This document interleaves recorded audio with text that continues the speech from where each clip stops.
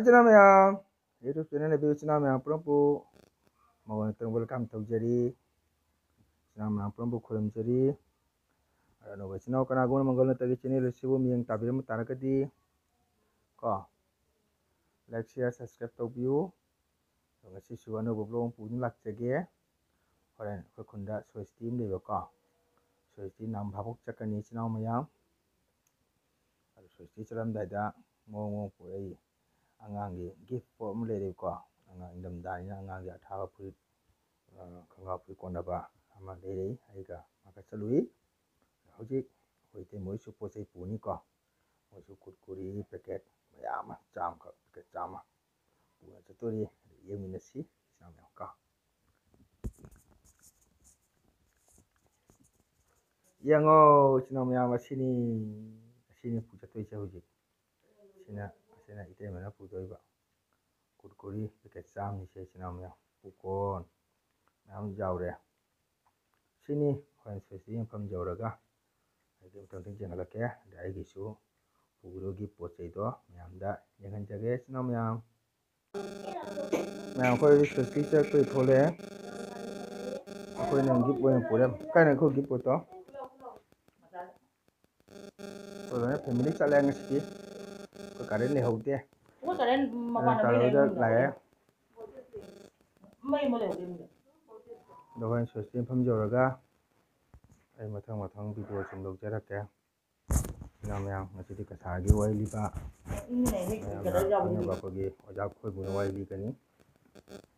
बुजे कोई पुलो चले माके चले रे अरे कोई अंगांग मुसुलो चले सिगो कोई पिजा में चले रे ततबे तू कोई तुम भी चले तू माके सोची चतुई बाजे अरे मथंग सोम आई म्यामदा वीडियो लोग जरा के को म्याम नाम आई सोचती हम फम जाओ रे मैं सोचती पूजा और मैं वाली बोली चला है मैं वारी का पूजा हो है सी किधर मैं सोचती कि प्रोसेस करेंगे तो इसमें वाली लोग को मिलने का साथ ही वाली का होगा अरे मालारी पूजा हो रहा है इसे हर गाड़ी चले ले को असोना बामोना लेया आइगा इसे चलने आइगा आदि मो इसे सकपा में आवा नो कम ले इसे सकपा हम से ना तो ना दिमाग जे लगे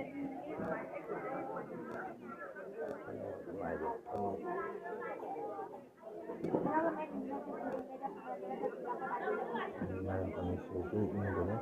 अंगांग भी मम्मा ने सुनेगी पिसा मतंग हजूर लागे ये हौजी का मैं वाली को पूजा भी हो गया ऐसे फा अच्छा इसे मुझे ले कोई इसे मुझे ले इसे माहना चक्कर में तो वो पुना तो कम mawanga kita tu kami kata tu ya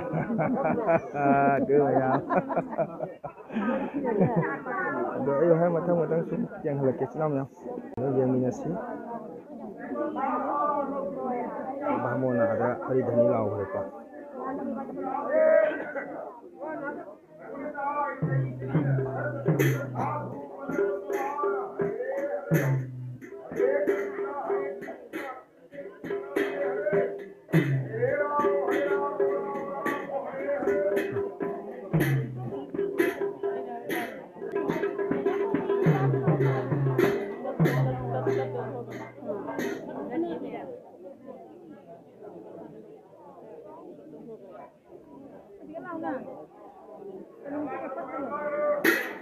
मैं हमेशा हो रहे हैं वारी लिबा दमो मैं हम ये मिनसी नो मैं हो दो रे ये हम ना मुझे मिनसी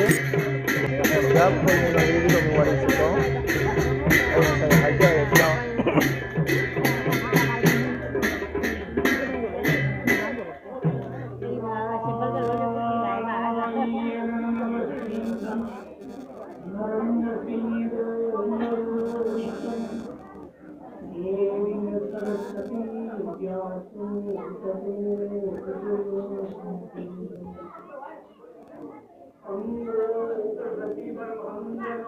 Sana ngang sige matubok.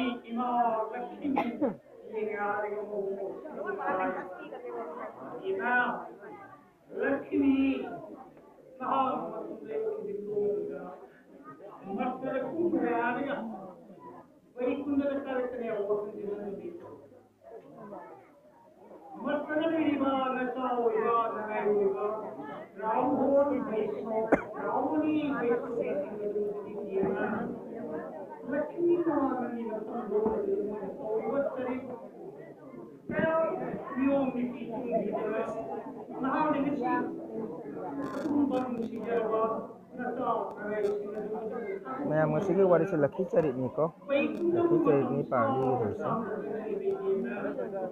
Jumbo laki cari pame laki cari tu nabi dan sisa.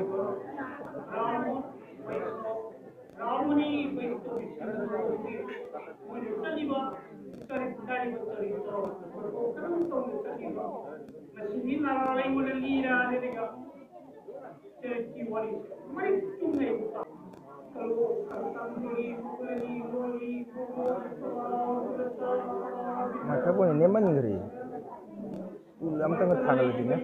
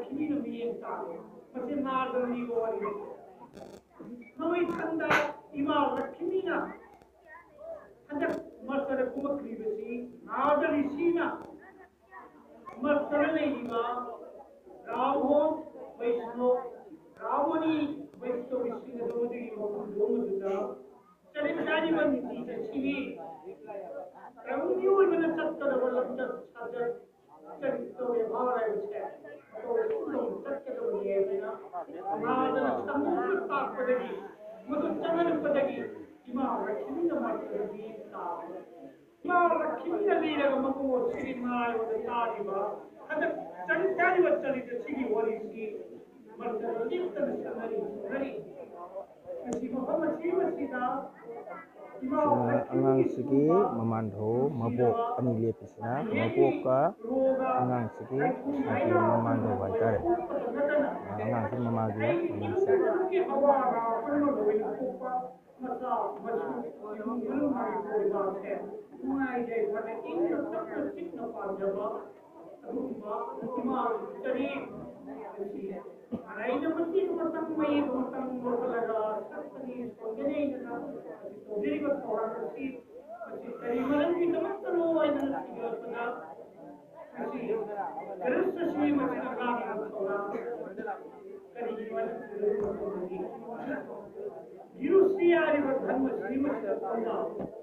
Manusia berhamba sini baik. Bahwa kita ina Lakshmi naming kavyapa, Sasti Devi ma naming kavyapa devi. Pagpalo ang doon samtawa ng tage. Dito anisura ko matando maduda kay naabot ang dada. Ang deriva ko'y naabuti mata si Masigi. Pati punsiro, mahapasagi. Nungay ba yan taba? Nadawa niya taba? Tureng-tureng kiyan Anak si Fitri Mati Mama Matahu Matakkan Jadi Ruhuru Matakkan Jadi Hari Bhakti Le Jadi Sri Nasanahau Jadi Matam Melu Sivitor Nahau Jadi Ibu Manu Mungkin Putin Sinawa Agai Sabotya Lepas Lekai Kungan Sabotya Aduh Mamati Kumare Jadi Koina Tapi betul, itu wajar. Tapi punya, tapi orang tolongnya, Pamu. Pamu. anak kecil mesti orang itu saja. Mesti awal mesti dah. Anak kecil bunda, bola masabun boleh. Kalau hit dah bona, niom itu loy tak. Anak kecil istri makau itu mana? Nung tanong na dalang TV mata sige, mabuo sa thak pa rin. Ngay ba yan ito ko ulo ko dito tayo na ramon puro hila tapa niwong iba tungina si paging leisu wala na limo ito nakatana susti lima ito nakatana panchadiva gi motom nakatana yaga masari kunsilon na sini deriva tori mo orang share alam sini membuat hal itu di dalam tadi betul-betul ini mah ini kami yang tahu kan alam itu orang itu itu masih mau jadi yang lo sing tahu jadi betul lewat kita mawan lagi mawan ada kita pun jadi kalau di punya tahu pasti ini imam ini itu tidak terlalu jadi Imam Allah betul betul tidak boleh. Karena ini pengenduri bernama itu karena itu betul mengetahui tentang ada ini kita lebih besar. Mulai dari sana kami betul tidak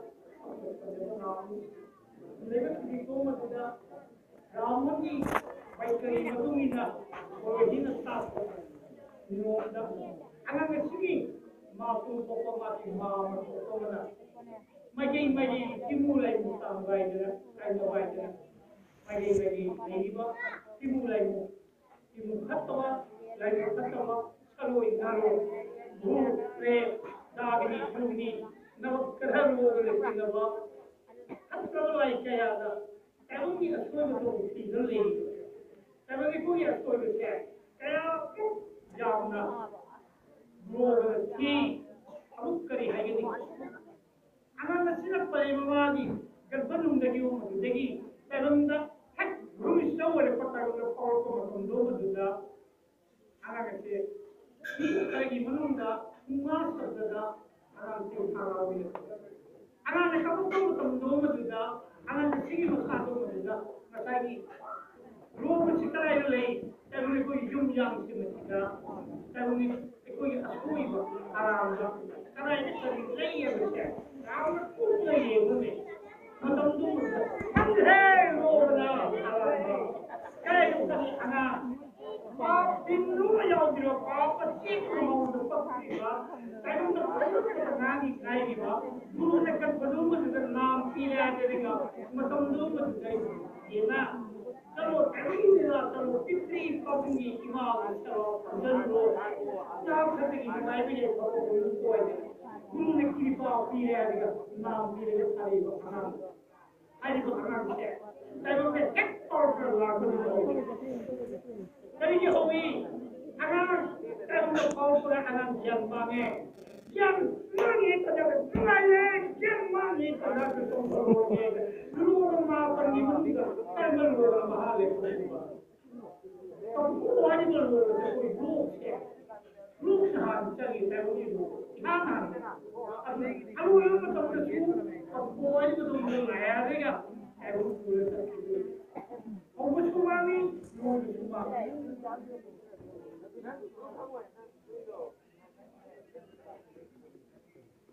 aduna yamna lui aduni tibu lai mukata lo mayam ke kadai lai masi sosti pujari nimita ana su tawsunu ana kuma singa do maduna mi bai mukai pawa jara masam naraba masam naraba ba chumna phamune ai jare ja chumna phamo ja ana se wala ta pirami kare hai na hai adu mas sosti ho jeda ana se tara dambo pung mari gi matam dagi ana imung dagi mapang ko no sosti ga go di bauda ana ko ana ta pa ne adu na ni ana ba jabu ni kasi hai mamodani kimulai mayam ni ta mamona ni ta ne adiga kadi kana mo kani mama pawa di kai we cha nare di karam ai ni ka kadage da akan ne amara madu ki takka ta wa no madu sar da ki mu patro lai ko si ga do na ana ti ba da si ga ye kana tai ni ma mo ta diru paya diga pati pagulay gaba asla tiyong paya magay do puta awanga aga magay mari tayo ni kung yaman mo magay mari ang kalong pawag do ako din ako tayo ni kung ito sa karay do say may isini siken sale Macam nak kerai jadi lagi, cikai dah, orang dah, sambung dah, macam dah, macam ni. Tak tersikat khasi lah macam ni. Hari bah, dimulai usia, mahal bermula. Jangan berpuasa. Akan ni, jadi kan, macam pun lain, oh, dimulai usia ini, ini nanti. Madu itu madu dalam kerja kalau orang madu kerja mungkin masuk dalam dulu ya orang kalau lagi puri lagi itu kalau mau boleh ini jangan dulu mau sini seribu mau boleh aduh mau madu nak dimulai mungkin kaitannya mereka mau bersih Saiki kunci piwa ya. Kunci mayam ana ya sini sekolah mereka. Ini Oi. Sini kunci piwa macam dore hari ini. Kali hari cale, cale piwa. Dah kaya. Angan dah ada. Mesti dah ada hari ya. Dah ada kita macam dulu. Saya dah ada. Mesti nasi anak nasi jadi kenapa, raya kenapa, awak kenapa, anak nasi mungkin kenapa, pasal mereka kita mungkin mulai kita mana ni tahu pun mungkin nasi nasi miri bah, kamu ni mungkin mana, ya, dia nanti nasi apa saya orang ini, jika aku saya mulai berjaya, nada banyak tu, anak nasi mulai dia tu. Fitri matri mau automatik mengalih orang kenapa kamu boleh mana besoknya tidak berpikir madu macam kerana apa jadi ima sosti diri ima tidak mau ni mana tu betul mau tidak Siwan piwa mukanta, mayang bidi tanai hat. Maamori ko mahal ko tampi, mesti awon mesti mesti. Nanai ko tampi na piwa, dulu nanai ko tampi kami. Maamori ko mahal ko tampi, maamori tang adawai na ay lemuai. Masih kaya ini, ibu ko sige, siwan piwa na ay tanawai. yang lebih haful di malam lebih penting baru ada masih bayang cuma orang lagi bayang di orang kamu sama mesti berkata kalau orang yang bisa orang di sini haful ya malam di dunia वो तो वहाँ पे जाते मुक्ति को हम लोग करीबन था हो जाते मात्रा है तब यदि हम उसी की माँ भी कोई तो हो सकता वही के पूरी किए ना माँ मने नहीं कि वो ना जैसा ना माँ ये तो ना भाई मैं किसी को तो रहा हूँ ना को भी हुआ ये करना ना भी तो क्या तो लोग में लोग दिया नवाना भी नवा भारत तो लोग को दिया माँ मने नाभी तुम्हारे कुछ रोटी की है तुम्हारे खाना हो तो खाओ बड़ी पिछा दो खाना तुम पाए भाई खाना न पाए खाना न चीज़ जब माता मामा बोलना पैसा के बाद रोशन ले आएगा कोई तो सिया कुछ जुबा में तो लोगों ने तरीके से खाना बड़ी के वो खाना है kalau gue di kalangan kecil belum tahu tapi tetap jauh ya aduna saya lagi mau ngan mana mama udah dulu tuh nak saya mau tuh tidak mau kecil udah masih ini sih mau main dulu udah pagi mahal tuh dari main sampai ada kan mau ada kan itu main itu dua ada kan aku dulu senjata aku dulu tapi senjata aku mulai ini kan itu mulai ya aku dulu pernah dulu aku mulai ya itu mulai itu masa sih sih ya mau itu क्या वो यदि पूरे पूरे जिम्मे सब वाला तो क्या अभी का लेकिन कनाल को सिंह तो जरूर पूरे तो dalam kiku kiku aja, naik sembilan mak, di bulan naik di bawah tapi maaf dulu tu, orang musik siro, tapi dengan ada banyak tu orang musik baru ini punca tu, itu ini lagi kerana musik ini, pun siro naik dalam musik dia tu di bawah siro sekian.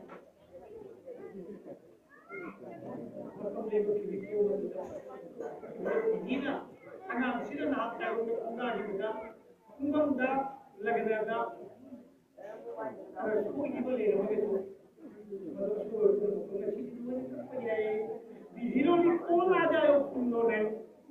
bihiro tambah tu kita orang orang itu tambah bihiro masih kerana kami bihiro kita orang hamui tambah tambah anak mami berkata anak mami lei Allah ayat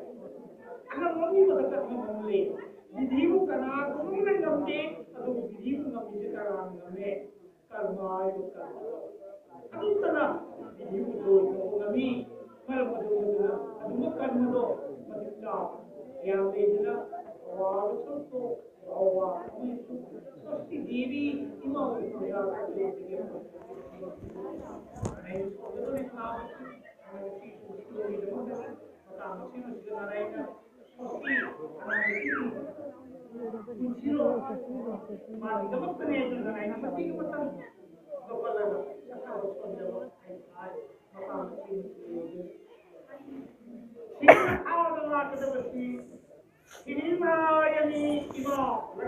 पूजा छोड़ में हो जाएगा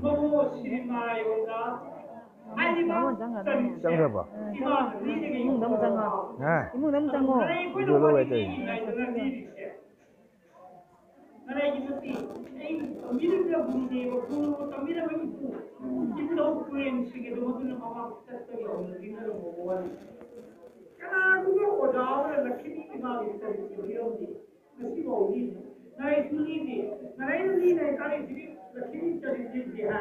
kalau laki cari ni ada dari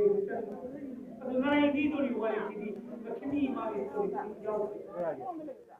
di dulu wali sini cari cari wali di dulu sini orang boleh kalau macam cari no hai betul betul laki mari cari tu ni masa ada gadi cari hai tu ni gadi ibu masih dek mana wah ni tu naik ibu masih cari hai 하이나 하 이분 만능날 와 가이 이분 지금 만능날 와 이분 만능날 이분은 진짜 엄청 망고 나이 이분은 망고야 중은 진짜 그런 거리 하피 중 진짜 cây 와 중 cây 이분은 진짜 거리 레기 형 진짜 그런 형 này cái này hay quên càng cái chuyện quên hay đi càng hơn phải cả chính cái quên hay đi cả chính quên hay 사가이 는 cái hay đi 사가이 cái chính khá chính mà chính khá chính hơn hay cái này hay đi rồi cái này 수망 cái quên đi ra cái này không cho nên cái này hay 수망 theo 수망 theo trái đi rồi chân thế 아들 quên cái nào cũng xin được một cái nào hay thế 중앙대로 치고 오네 이분만 뭐 치고 오네 뭐지 하려 그러지 마 강이 해야지 치고 하려 정말 치고는 이렇게 시켜도 이거 한다 혼자로 소리 혼자를 치나요 하더니 이마 소리 잡고 와해 치도하고 와서 하이게는 Mayang baru su nungai de doi sosti puja mung changaga sosti puja to mulok jage amang di to yang ni si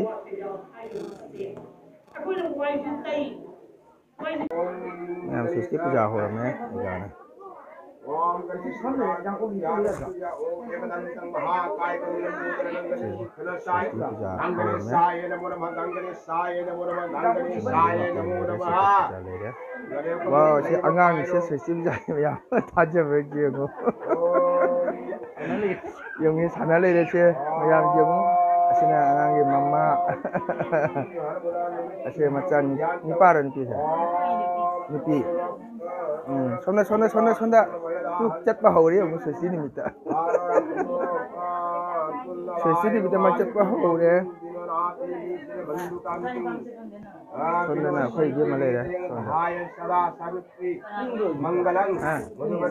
sonda oi yang angang ni kalau pai bahori ông jadi soi sini maki tatai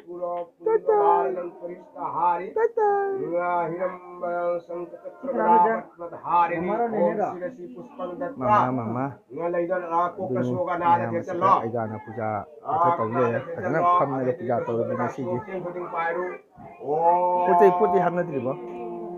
oh lu ada hatun oke mayang wari mutaru resi angang di jauh deh oh kau dia tu kari maya hore